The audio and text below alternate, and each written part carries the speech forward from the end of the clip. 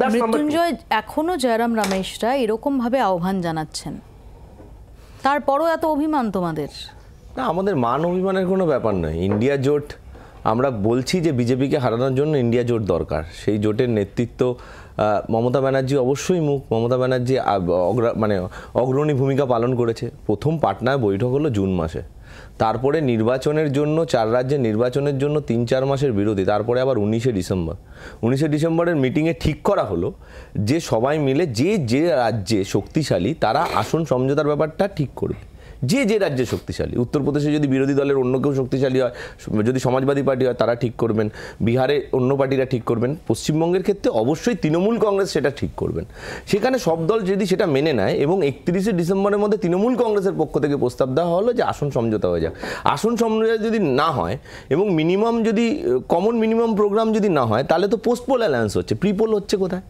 Post-poll alliance যদি হয় তাহলে আমরা বিজেপিকে এখানে হারাবো। আমরা শক্তিশালী, আমরা 2021 সালে বিজেপির সবাই এসছেন, নরেন্দ্র মোদীজি এসছেন, অমিত শাহজি এসছেন, নাড্ডাজি এসছেন, বিভিন্ন রাজ্যের মুখ্যমন্ত্রীরা এসছেন, তারপরেও আমরা হারিয়েছি 2021 সালে। তাহলে আমরা এটা প্রমাণ করে দিয়েছি যে কোনো নির্বাচনে বিজেপিকে পশ্চিমবঙ্গে তৃণমূল কংগ্রেস হারাতে পারে।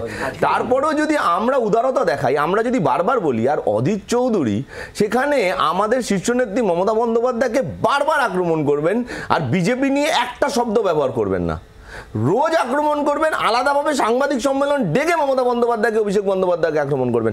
আমরা তো একটা শব্দ কংগ্রেসের শীর্ষ নেতৃত্ব সম্বন্ধে ব্যবহার করিনি। কংগ্রেসের বিরুদ্ধে যখন ইডি, সিবিআই, কেন্দ্রীয় এজেন্সি ব্যবহার করা হয়েছে, আমরা তার প্রতিবাদ করেছি। সেখানে কংগ্রেসের শীর্ষ নেতৃত্ব, এইখানে অধীর রঞ্জন চৌধুরী শুধুমাত্র প্রদেশ কংগ্রেস সভাপতি নয়, তিনি লোকসভার বিরোধী দলনেতা। তাকে বুঝতে হবে, তিনি যখন বলছেন কংগ্রেসের বিরোধী দলনেতা হিসাবে, সেখানে যখন উনি আমাদের বলছেন, আমাদের শীর্ষ নেত্রীকে আক্রমণ করছেন, আমরা বেশি দিন সৌজন্য দেখানো সম্ভব নয়। আমরা তৃণমূল কংগ্রেস বিজেপিকে পশ্চিমবঙ্গের বুকে হারাবো এবং ইন্ডিয়া জোট, কংগ্রেস জিতুক, ইন্ডিয়া জোটে আমরা সেইভাবে আমরা পূর্ণ সমর্থন করবো। আমাদের নেত্রী বলে দিয়েছে, সেটাই আমাদের বক্তব্য, এর বাইরে আমাদের আলাদা কোনো বক্তব্য নেই।